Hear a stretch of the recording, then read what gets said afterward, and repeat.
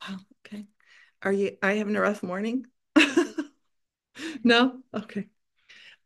So we have spiders in the room. We're decorated for Halloween. Can y'all hear me? We're good? Okay. So just really quickly, last month, um, kind of felt like kids just were not real happy with me with the cars buying or leasing. So I thought, oh, okay, let's make this relevant. Let's make this relevant to you because you are going to be driving those leased or purchased cars pretty soon. So I learned a lot myself. It's been a while since I took driver's ed. Thank you so much. I was telling my class this week, and by the way, everybody loved this topic. When I was 15 years and 6 months, I was in that driver's ed class, y'all. I could not wait to drive. That was something in my day and age in the 80s, it was huge to learn to drive. It was a rite of passage, it was a sign of maturity. And I'm the youngest of four. So I had an older brother, older sister, all driving except me.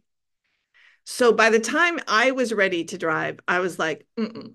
On my 16th birthday, I was at the Department of Public Safety, took my driver's test, and I was driving. True story. Um, we're not seeing that today. There is a new trend where teenagers are not in a hurry. Maybe that's not a bad thing. Maybe it's not a bad thing. What could possibly be causing this? Well, things have changed. There's this thing called the internet, right? That connects kids together. So maybe there's not a need. Maybe kids are taking more AP courses. They're busier, extracurricular. I think even when I played high school volleyball and I was captain of my track team, uh, it's like a full-time job now, right? Like if you're in the band, if you're in orchestra or you're in marching band, that is a full-time job.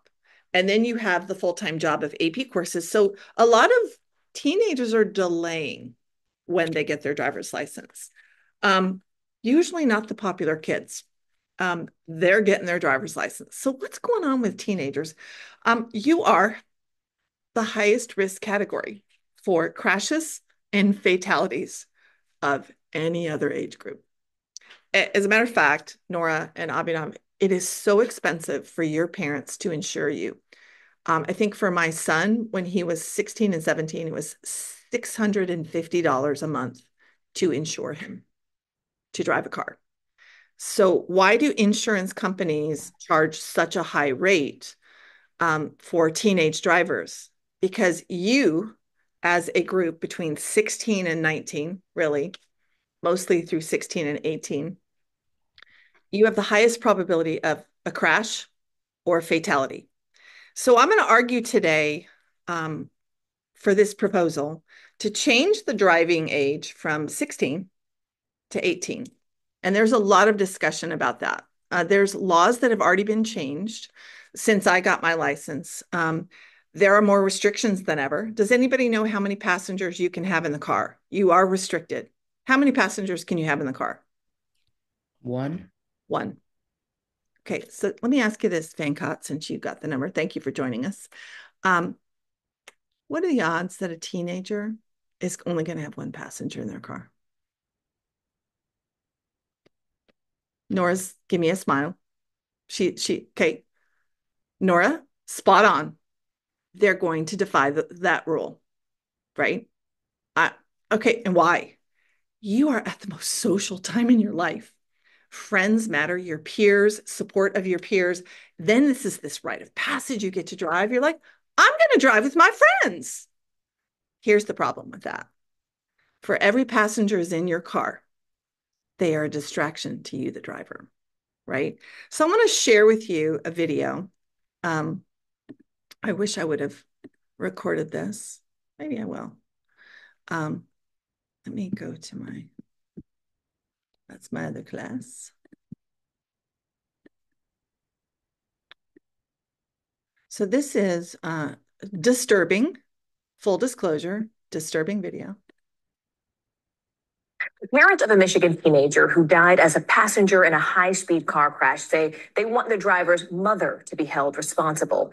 The crash happened in November of last year. You're looking at pictures there. The driver, who was 16 at the time, has been charged with second-degree murder. But according to the police investigation, the driver's mother knew her son had a history of reckless driving. In fact, in text messages to her son, she wrote, "Speed limits exist for a reason," and "I have screenshots of you doing 90 miles per hour in the middle of the night." The victim's parents say despite all of this, she never took away the keys. And as Pamela Osborne from our Detroit affiliate WDIV reports, they want to see charges filed. It's been 10 months without Flynn. Flynn had an imagination and a creativity that rivaled no one's. The very thought of him brings about a feeling of love, profound loss, and a sadness few of us understand. The world's darker because he's not in it. The 6'4" University of Dayton freshman had barely been home an hour last November when he was picked up by a friend. And there was a number of eyewitnesses, and he had his foot 100% accelerated. The SUV Flynn was riding in was reportedly going over 100 miles per hour. Okay, so let me just be clear what this story is about.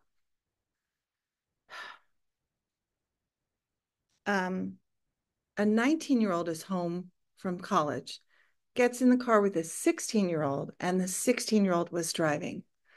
Would this have happened if the 19-year-old was driving? Who would have been the better driver here, the 16-year-old or the 19-year-old? The 19-year-old.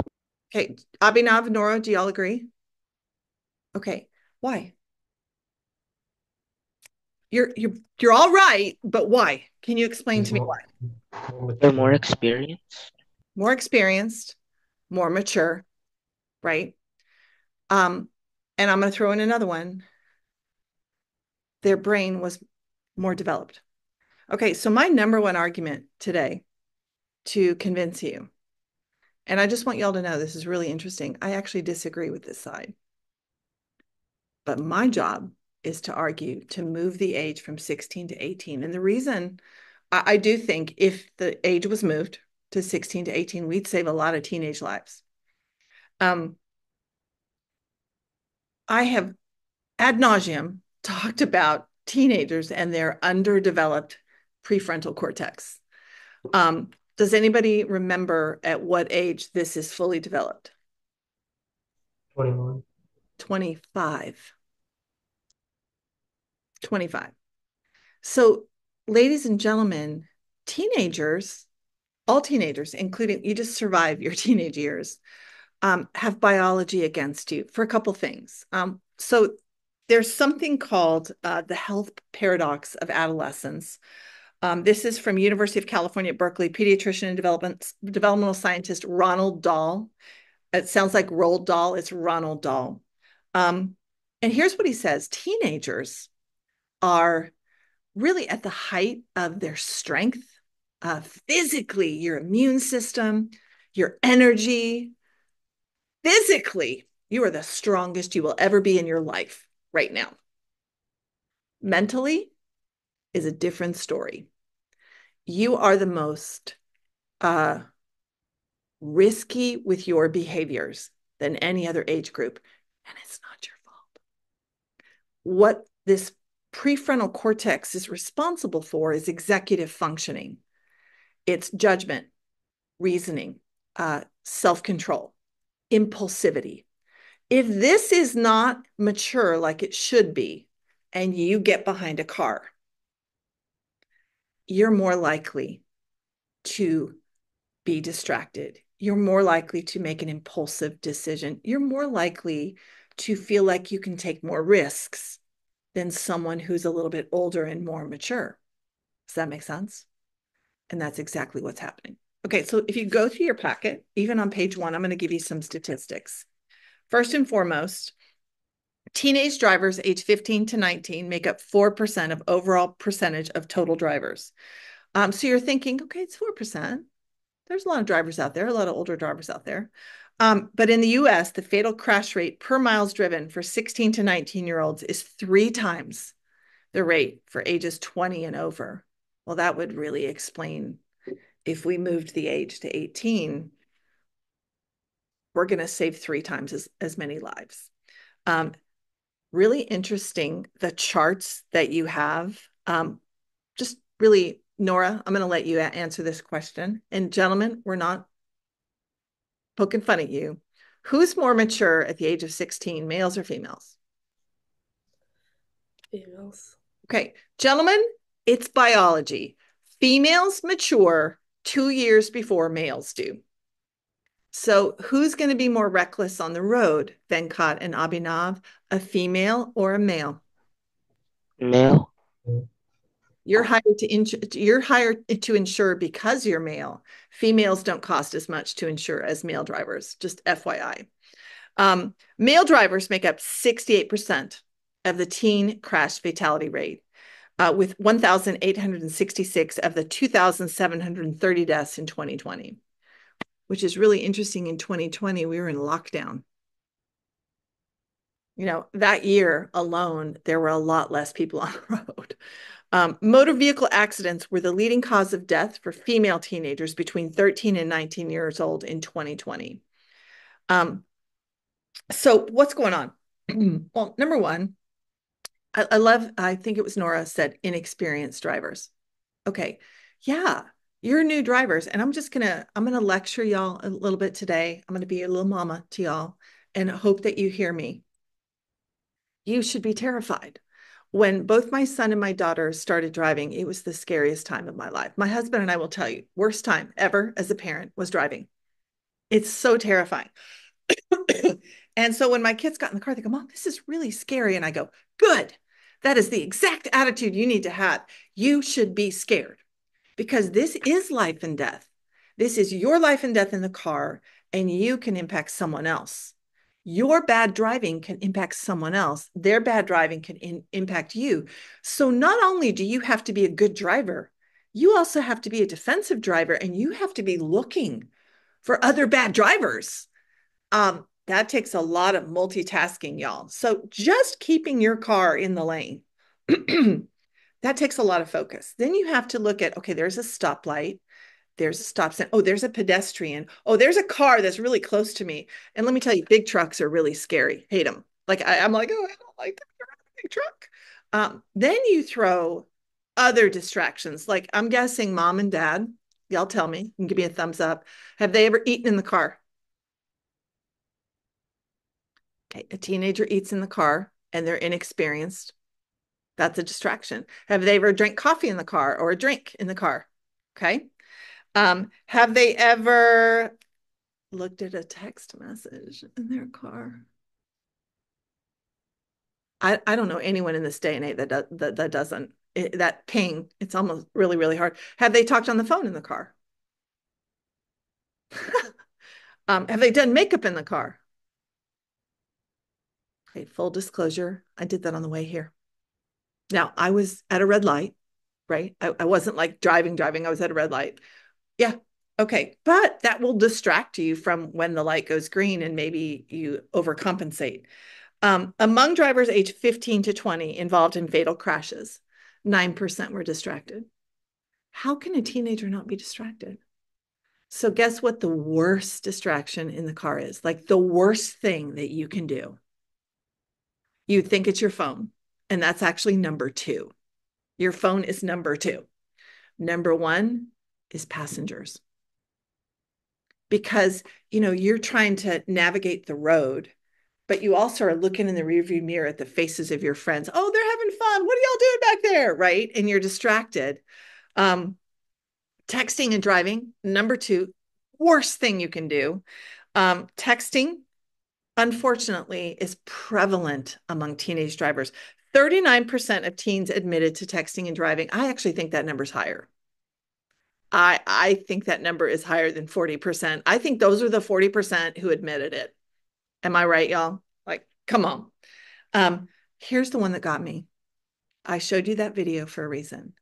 Speeding. I was such a careful driver. I don't know if y'all know this about me. I'm a rule follower. I'm probably going to go the speed limit no more than 10 miles an hour over. I'm not going to defy the rules. speeding, teen drivers are more likely than any other age group to go over the speed limit and follow too closely to the car in front of them. In 2020, 35% of male drivers and 18% of female drivers involved in car fatalities, that means someone died, were speeding at the time of the incident. Did not know that about y'all. Y'all are heavy footed. You like to speed. Did not know that. I am not going to really address drunk driving, and I'll tell you why.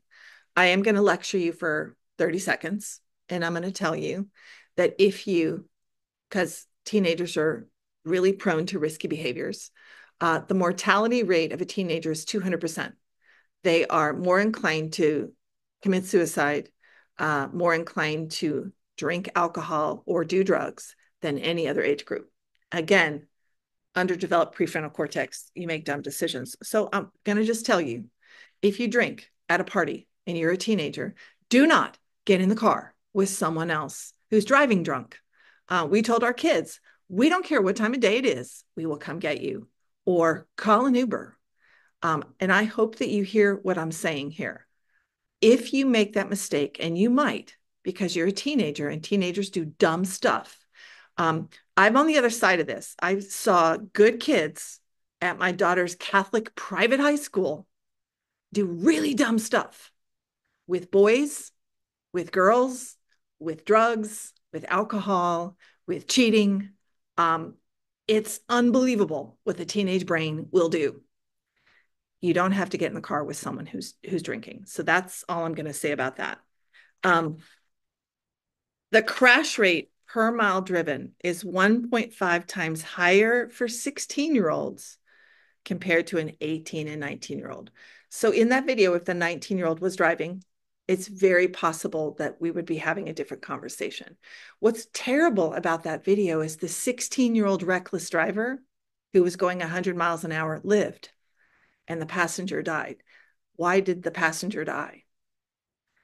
Here's the other thing that I discovered doing this essay that blew me away. Teenagers are less likely to wear seatbelts. Of all fatal crashes recorded in 2021, 50% of teenage drivers aged 16 to 19 were found not restrained, didn't have their seatbelt on. Now, I don't know how you can do that, y'all, because my car goes ding, ding, ding, ding, ding, right, with the safety features. So what I think they're doing is I think they're clicking the seatbelt behind them, like in the slot, and they're not using the seatbelt. So when you drive, listen to me, you are responsible for every passenger in that car. You don't let them in the car. They don't drive in your car if they don't have their seatbelt on. That seatbelt is going to save their life if you are involved in a crash. So really interesting. I love these little charts here. Deaths by day of the week. Teenagers are more likely to die on the weekend. Shocker. Teenage crash deaths by time of day. Go figure. The dark, right? When it's nighttime. By month, summer, May and June. More deaths by teenagers in the summer. So really fascinating. So let's go to your outline here. So my first argument, strongest argument, is this underdeveloped prefrontal cortex. And I've already described number one. When teens in America are learning to drive, their brain is not fully developed. The prefrontal cortex, not fully developed until the mid-20s. This is pretty concerning when this is the part for executive functioning that you need the most when you're driving. Teenagers in general assess risk differently from adults, often failing to acknowledge the dangers they will face while driving and perceive themselves as invulnerable. This misperception when it comes to driving is known as optimistic bias or overconfidence in their own control over risk. That teenager probably had studied, passed the driver's test. You have to know all the safety rules on the road. He knew he wasn't supposed to speed. So why did he do that? probably is what happens. He gets more experienced in the car. He's driving more and nothing bad happens. It's kind of like texting and driving. Well, I looked at my text. Nothing bad happened. Okay. I want you to hold up your hand. This is 5, right? All it takes is 5 seconds. If you're looking down away from the road for 5 seconds, that's all it takes to have a crash. So how many of you, if you looked at your phone, would take more than 5 seconds to read the text? You've just killed yourself and your passenger. Is it worth the text? Right? Looking at the passenger in the car. So teenagers assess risk differently because of this. It's not your fault.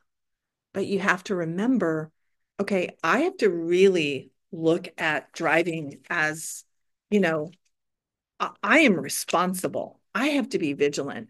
And what happens is the more you drive, the more confident you become, the less vigilant you become, and the more risks you take. So I'm going to give you some more seatbelt because I'm shaking my head. I don't know why teenagers don't wear seatbelts. According to the TxDOT, 45% of teens killed in vehicle crashes in 2021 were not wearing seatbelts. According to the National Highway Traffic Safety Administration, 50% of drivers who died unbuckled. 9 out of 10 of the passengers who died also unbuckled. You do know that seatbelts save lives, right? That number could be significantly reduced if they just worn seatbelts. And then finally, young passengers are the #1 distraction for teenage drivers. So let me give you some statistics here. For 6 out of 10 crashes involving a teenage driver, it is #1, someone in the car or your phone. Okay, so #1 and 2. Having another teen or young adult in the car with a teen driver increases the chances of a crash. Just 1. That's why the rule is 1. The NHTSA determined teens are 2.5 times more likely to engage in potentially risky behavior when driving with a teenage peer versus driving alone. And research shows the risk of a fatal crash goes up in direct relation to the number of teenagers in the car. Wow, right? And body 2, another effective argument in favor of raising the minimum age is based on statistics. And this is where I'm just going to bombard you with statistic after statistic after statistic. Most teens would say they are ready. I felt that way and responsible. I'm ready to drive. Based on developmental pediatricians and their advice, not all 16-year-olds are mature. So let me just give you an analogy here. Are there kids in your class right now who are the same age as you and a lot less mature? Those are going to be the ones driving at the same time you are. How do you feel about them being on the road with you? Right? So not every 16-year-old is ready. Let's be real. According to the U.S. State Department of Transportation and Federal Highway Administration, teenagers between 15 and 19 are more likely to be involved in an accident. The fatal crash rate for a 16 to 19-year-old is 3 times the rate of someone 20 and over. So that just, if we move the driving age 2 years, that's a lot of lives we can save. And I already kind of went over those statistics. Mary Karskeden. So here's another one.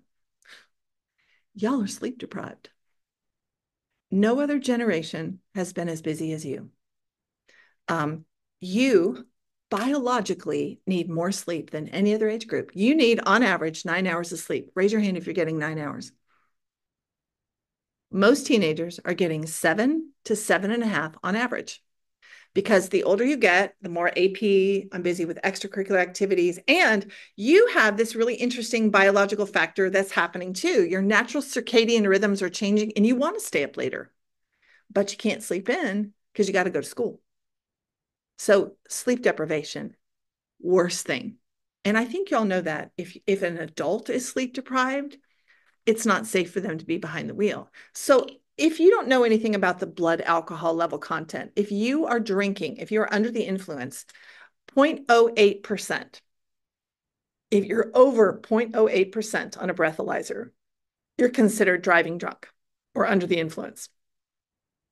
That same effect can happen if you're asleep. So let's say you woke up at 6:30, you are staying up till 11:30.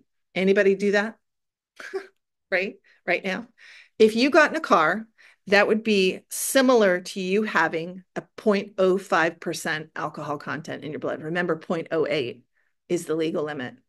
Even though you haven't had any alcohol, it feels like you are impaired. It feels like that because you're sleep deprived. Let's say you stayed up all night for the prom, 24 hours. You've been up 24 hours. It would be like your blood alcohol level was 0.1. Remember, 0.08 is the legal limit. Sleep deprivation affects a teenage driver. The rate of fall asleep crashes for 16 to 25-year-olds confirms this, peaking between 6 and 8 in the morning. And I don't think a teenager is going to realize I'm sleep deprived. I probably shouldn't get behind the wheel. Do you? Remember, executive functioning, maturity wise. And finally, teenage drivers are just less experienced. And that's really an easy one. So just statistics there, which I kind of already went over. So statistical data indicates teens between the ages of 15 to 18 are the highest risk category for car crashes and fatalities compared to any other age group. What does this indicate? A lack of readiness to drive at all. So moving that age may not be a bad thing. Okay, did I prove it? I know y'all don't like it though, do you? How would you like to have to wait till 18? Venkat, you ready to drive? Abhinav, you want to wait till 18? I'm going to argue differently next week, Abhinav. You don't want to go to college on your own when mom and dad pull the safety net and not be able to drive. All of your peers in college will be driving except you. How do you feel about that? And that's a little taste of next week. You are good to go. Thank you for coming. Thanks for watching.